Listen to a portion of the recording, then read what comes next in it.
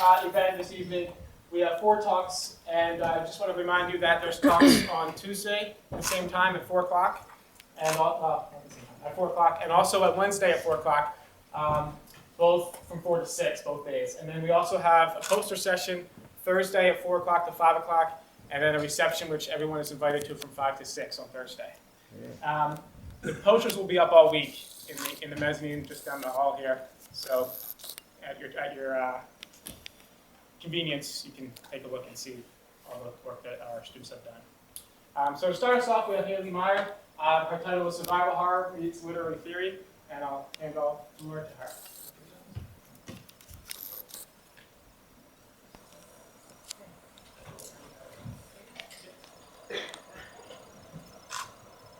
Hello everyone, as he already said, my name is Haley Meyer. I just want to introduce myself first by stating that I have been a huge video game fan since about the age of 3 years old. So this has really been a lifelong passion of mine. And I've always been drawn to video games for their stories and their atmospheres in particular.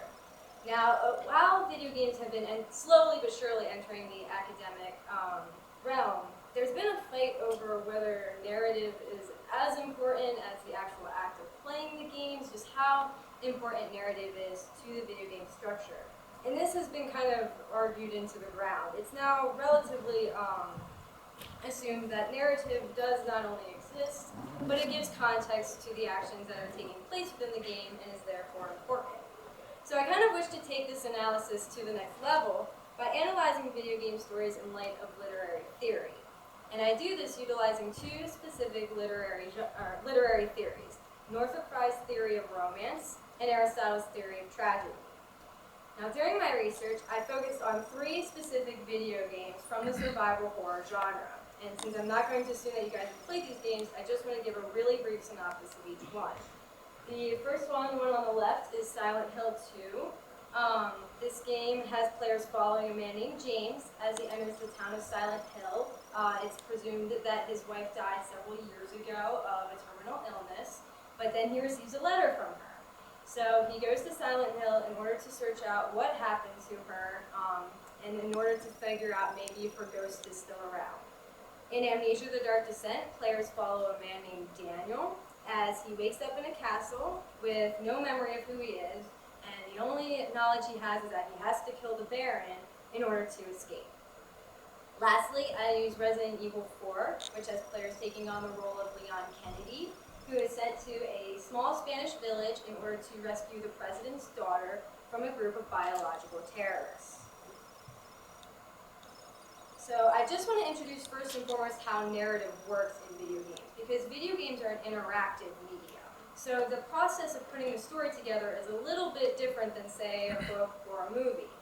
So as players are progressing throughout the game, and achieving the goals set for them, they're also coming in contact with a wide variety of narrative cues that are giving context to the actions which are taking place.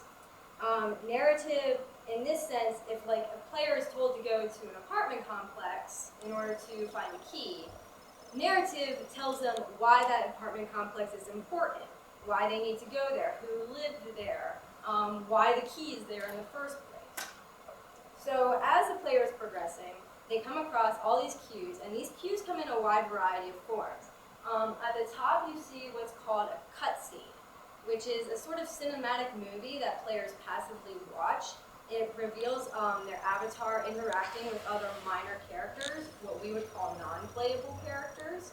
And it not only reveals what the avatar is thinking in that particular moment, but it also reveals what the minor characters are doing, what they're thinking in relation to the avatar that the player has assumed control of. On top of this, there are a wide variety of items that are found throughout a video game universe, anything from journal memos to computer logs, pictures, portraits, audio cassettes, all of which can be interacted with and read and listened to, giving little brief clips of what narrative is taking place at that particular time. So as the player is progressing throughout the game, they're picking up all these cues and slowly putting together the puzzle of what the narrative of the game is and their role within that particular story. So getting onto the actual literary analysis, I first want to start off with Northrop Frye, even though he is the much more modern scholar, because his structure of a romance is almost entirely identical to the structure of an actual video game story. For Frye, a romance deals with a quest with a definite protagonist set against a definite antagonist. The protagonist is given a specific action to take against the antagonist in order to stabilize society once more. During his quest, he encounters multiple protagonists and antagonists in a series of agons, which ultimately leads to the pathos, which is the final battle, so to speak, between the ultimate protagonist and the ultimate antagonist. And it's during the pathos that either one or both must perish. Now, whether or not the protagonist survives the pathos, the anagnoresis immediately follows, where the hero reappears either in spirit or physically, and is rewarded for his valiant efforts and for stabilizing society once again. Compared with a video game story, as you can see, we use different terminology, but it's relatively the same. Players take control of the protagonist and are given an action right from the get-go. In Silent Hill 2, they're told they have to figure out what happened to Mary. As they go through the town of Silent Hill, they're encountering multiple enemies as well as allies, and learning bit by bit what they need to do. Ultimately, it's determined that players must defeat Mary in order to escape the town of Silent Hill, which ultimately leads to the pathos. Once Mary is defeated, the final cutscene, the anagnoresis, is shown, and players get to witness what happens to their avatar after the final antagonist is defeated. Now, because in a romance, the entire focus is on the conflict between the ultimate protagonist and the ultimate antagonist, all minor characters are judged in a romance in relation to whether or not they help or hinder the protagonist's quest. This again is exactly the same in video games. Whenever a minor character appears, they are automatically judged in relation to how they help or hinder the player. So in Resident Evil 4, players automatically like these two characters, Louise Sarah and Ada Wong, because both assist the player in the quest in some way. They give information, items, they even save the player's life on several occasions. On the other hand, they obviously do not like these people. On the left is Sadler, who is actually the ultimate antagonist of the game, who must be defeated in the final boss fight, or the pathos. And we're given a lot of information about him and his motives. The Chainsaw Sisters on the right, there's almost no information on them. Nevertheless, players automatically assume that they are against the quest because they wish to kill the player. So they automatically take on the antagonistic role, and players must act accordingly. Now, in a romance, enemies don't just stand as simple barriers to the quest. They oftentimes take on a symbolic representation of everything that would destabilize society, including winter, sterility, death, and disease. Therefore, the protagonist represents everything that would bring life to society, warmth, truth, and justice. This, again, is used in survival horror for psychological effects. The enemy on the left, Pyramid Head, is the iconic enemy of the game that players come across numerous times. He represents James's inner rage, violence, and sexual frustration felt during Mary's time in the hospital. So Pyramid Head is literally the walking representation of everything that destabilized James's world and destroyed Mary. The enemy on the right is a gatherer from Amnesia: The Dark Descent. These enemies represent a different form of destabilization. If players stare at them for too long, they begin losing sanity from their character. And over time, if the player loses too much sanity, they lose control of their avatar, which usually ends in defeat. So in that form, the enemies represent losing control of the player and the game itself, rather than just losing control psychologically. But both of these represent fears that we all have towards society as a whole. They represent more than just an enemy in this situation. Now, even though survival horror games take on the structure and symbolism of romances, they require emotional reactions from players in order to be considered survival horror games. And these emotions stem from Aristotle's theory of tragedy. Now, you might be asking, how do video game players form these emotional bonds with these players? They're just figures on the screen. Well, as a player is naturally playing a game, they are assimilating into their avatar's role because they're moving the avatar throughout the universe, making decisions for the avatar, and ultimately controlling everything the avatar does. So over time, players are assimilating, taking on the responsibilities of the avatar, and ultimately becoming the avatar. It swiftly becomes not Leon shooting the zombies or James having to help Maria, but it becomes the player having to do all of these things. So once players are assimilated into the game, they're considered immersed in the game, and they have something to lose because they feel that they have a connection with the video game universe and those within it. So once they are immersed, these are when the emotions can take place. Now for the first emotion Aristotle discusses, he notes it's pity, which comes from unmerited misfortune. Now this is very obvious in survival horror in the sense that players always want to be the heroes. They always want to protect and save everyone they come in contact with who wants to help them. But survival horror is very much obsessed with loss and with darkness and madness and death. So players are extremely limited in what they can do to assist and support their allies. And ultimately, it often comes down to merely watching your allies suffer and perish. A really good example of this is Angela Orozco of Silent Hill 2. Players are told from the beginning that she's looking for her family, and it actually is discovered over time that she was sexually molested by her brother and father before committing suicide, and her mother blamed her for the entire situation. But because of the Christian context of the game, she now wanders the hell version of Silent Hill. Now this really brings out an emotional impact from players because they want to help Angela. They want her to survive because she helps the quest and is therefore a protagonist. However, because of limitations placed on players, you can't do anything. You simply watch as she crumbles. And this really gives players a drive to want to correct the wrongs of the game. If they watch a protagonist suffer, they become more immersed because they feel a connection. They feel that they've lost somebody within the game, and therefore they have more of a drive and a sense to correct what has taken place. The second emotion that Aristotle discusses is fear, which should automatically ring bells for survival horror. Fear, according to Aristotle, is felt whenever misfortune befalls men who are similar to us. Now this automatically relates to the assimilation process because obviously if players have assimilated the role of the avatar is quite similar to the player. So anything that threatens misfortune on the avatar becomes fearful to the player because ultimately it's the player who is in that position. Leon isn't jumping at the sight of zombies, players are. In survival horror, however, fear is made using two methods, and this is almost a perfect representation of the first one, which is environments.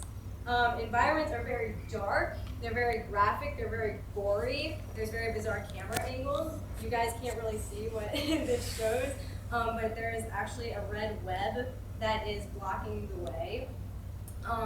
So in this sense, environments are limiting players from knowing what's around the corner. There could be pistol bullets around that corner, or there could be an enemy waiting to attack you around the corner. Nevertheless, players have to go into that darkness, and therefore there is a sense of fear because there might be misfortune. Players don't really know, yet they have to enter nevertheless. The second is through limitations of resources. And I love this photo because it shows obviously an enemy that could easily take down the player. The player has 20 bullets and is in a hallway about yay big. And it's like, what do you do in this situation? How do you survive this situation? So ultimately, both the environments and the limitation on resources combine in order to make the player feel weaker than the game itself. And this is very unique to survival horror games. Most action games properly equip the player to deal with the stresses of the game. Survival horror, however, limits the player. They are forced into these fearful situations where misfortune can happen at any moment, especially in graphic manners, and yet they have to do it. They have to figure out a way to overcome these barriers. Now, whether or not a survival horror game is a romance or a tragedy is ultimately determined by its ending, because a tragedy requires the downfall of the protagonist. Now, in most games are romances. Players want to be the hero. They're granted that hero status at the end. Resident Evil 4 actually is a romance at the end because players do succeed in rescuing the president's daughter, getting rid of the virus, and destroying the terrorist organization. However, this is more an exception than the norm. Survival horror games, again, because of their obsession with disease and death and the gothic, more often than not have players watching their avatars succumb to some sort of hubris or madness, disease, death. Amnesia: The Dark Descent has, I believe, 4 endings, 3 of which are considered negative endings because Daniel dies. Silent Hill 2, the top picture is actually the happiest of the endings. Deforestation. There are 6 endings available, and I believe 4 of them are negative. So survival horror is very obsessed with this idea that things don't always work out so well. However, whether or not the game is at the end a romance or a tragedy, at the end it doesn't really matter because these games are still utilizing structures, symbolism, and emotional responses from both in order to create a truly unique and scary experience for video game players. So, I hope that this opens up some analysis for video games in the future. I hope this was an educational experience for those who have never picked up a video game. And I just want to ask now if there are any questions. Yes?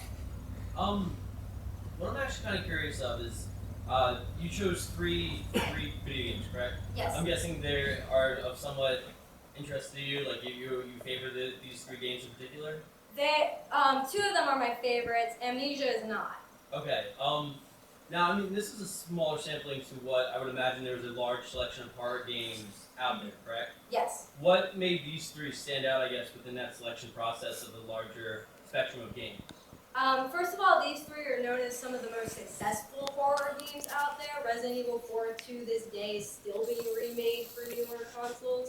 The other thing is I think they represent a really good range in the survival horror genre. Amnesia: The Dark Descent is a full-on psychological horror experience. Resident Evil 4 relies much more on action, and Silent Hill 2 kind of falls in the middle of that. So I think they show the full range of survival horror very well.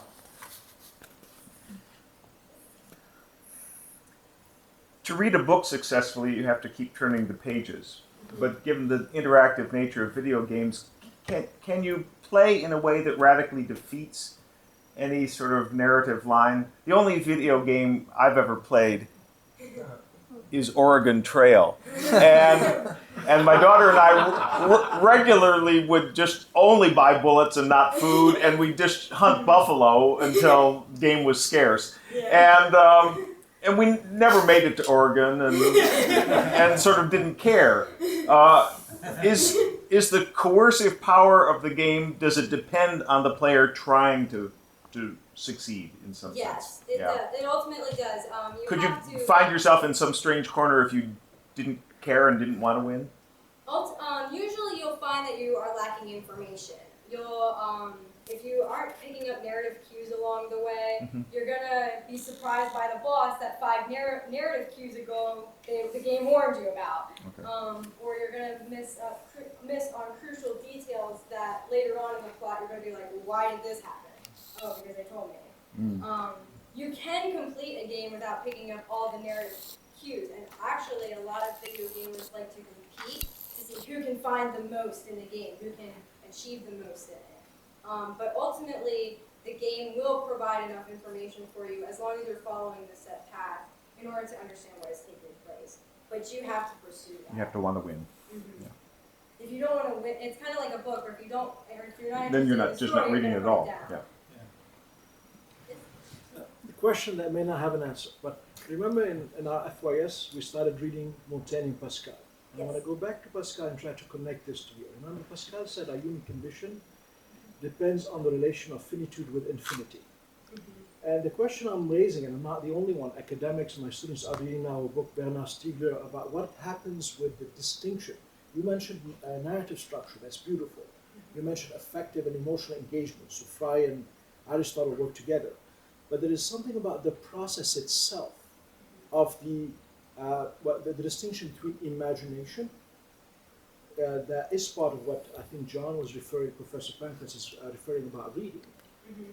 The process of imagination versus the process of editing, and specifically the visual signification, which is very different from what people describe as, well, I'm not going to go into it, but a movement of retention and protension, which means that you use memory every single time you imagine. So the criticism that people are actually presenting nowadays is that digital signification is affecting memory, and specifically the retention and protention, the past and the future, and we are stuck in the present. What are your thoughts specific about?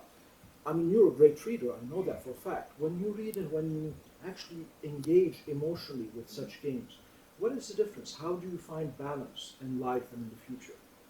I think for video games to actually make a stronger connection with the characters, again, because of the assimilation process.